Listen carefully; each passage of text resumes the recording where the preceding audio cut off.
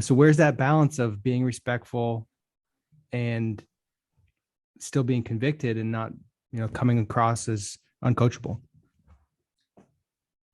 Great question. I'm going to answer it by two experiences. And it's a fine line. And I'm going to do it because of my experiences. And this is one of the reasons why I wanted to study performance psychology, was because of just what I'm going to tell you. The first one was in junior college. I got drafted out of high school. I was a really good defender, and I had really good actions, smooth action. Just I had awareness on the field. That's just since I was a little kid. So I go to junior college, real prestigious junior college in California, and with a phenomenal coach, probably future Hall of Fame, probably be in the Hall of Fame someday, coach. And I get there my freshman year, and it's like they have 67 guys out there, 6 shorts. I was playing shortstop, 6 shortstops, 5 third basements. I mean, it was a prestigious where people want to go. So I get there and I play, and so we're in the fall, and they started really trying to break me down defensively. Like, okay, you got right, left field, right, left throw, do this. And I had some flair. I did stop one-handed. I can throw on the run. I can pick it. I can step back. I can one-handed. I had that. There's just something. It was just natural. It was something I just had. God gifted me that.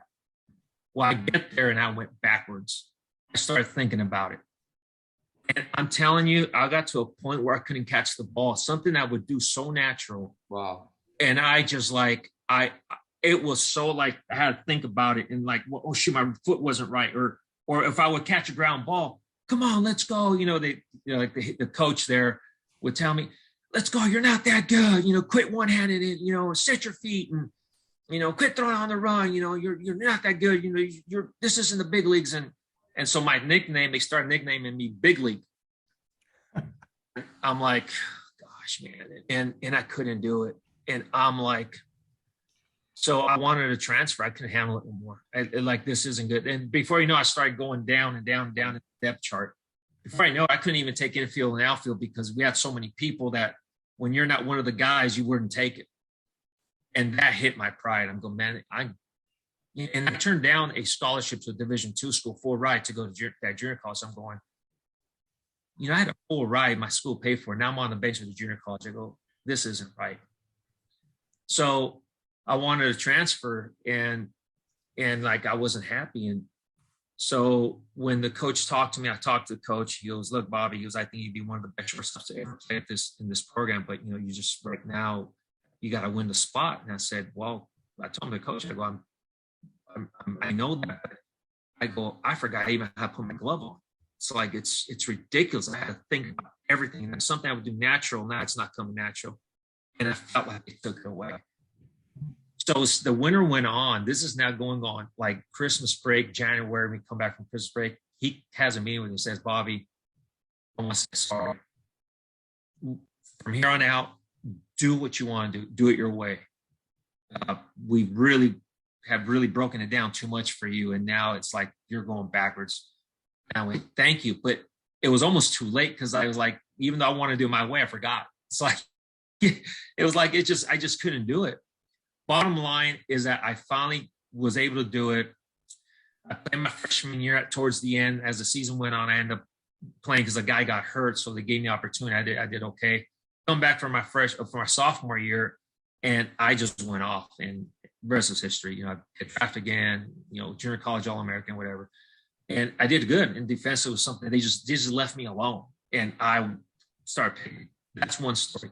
So after my sophomore year in junior college, I get asked at the end of sophomore year, I get asked for an invite for Team USA.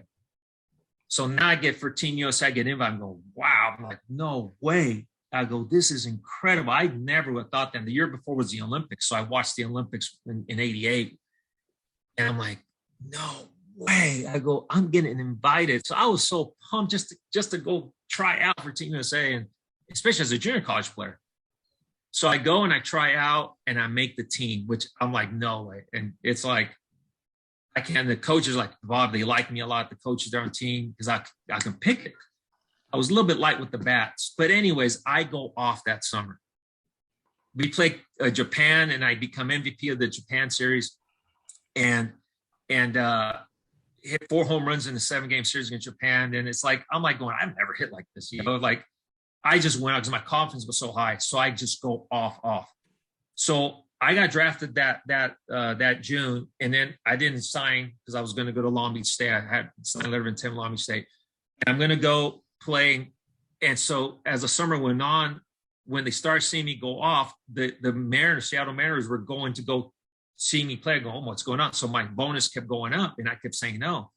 So finally, at the end of the summer tour, I signed. Negotiated and everything. I end up signing, and the point is, I get there to instructional league because I signed late. So this is now October, late September, mid to late September. I go to instructional league, confidence through the roof. I get there. I'm taking BP, first round of BP in a professional uniform. I hit first round. I go around the bases. I come back, hitting coordinator's there, and he tells me, "You'll never hit like that in the big leagues." I'm like, first round of batting practice as a professional player. He wanted my hands up. He had my hands up here. I would do this like that. He wanted my hands up here, face to the pitcher, both eyes of the pitcher. It was like, so he had me early, everything. It was bad. Next year, I go home, work out, come back, spring training, same thing. Comes in, I make the high ball team out of spring training. He comes into town, same thing. It's like, I forgot how to hit. Like, it was so mechanical, and he wanted me to do it. And I'm like, this is the way. No, you'll never hit that way, and this and that. And point is, I could not do it. I ended up hitting $184 my first pro season, and it wasn't fun no more. Yeah. And I'll never forget the scout and the cross checker. Both those guys signed me. The cross checker came up to me after my first full season. When I came back again, he goes, "I apologize." And I go, "For what?" He goes, "We changed you." He goes, "That's us." He goes, "We should have given you a chance your first year of pro ball, at least your first 100 at bat. Just let's see what you can do." And I forgot how to hit.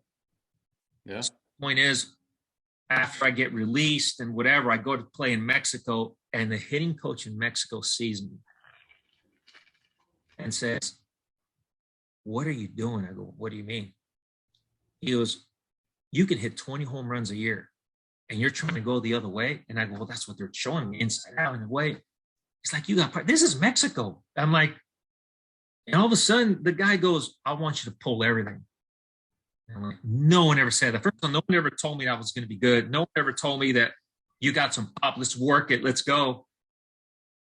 And this guy, I led the team in RBIs, hitting 7. And like, this guy had no idea about mechanics.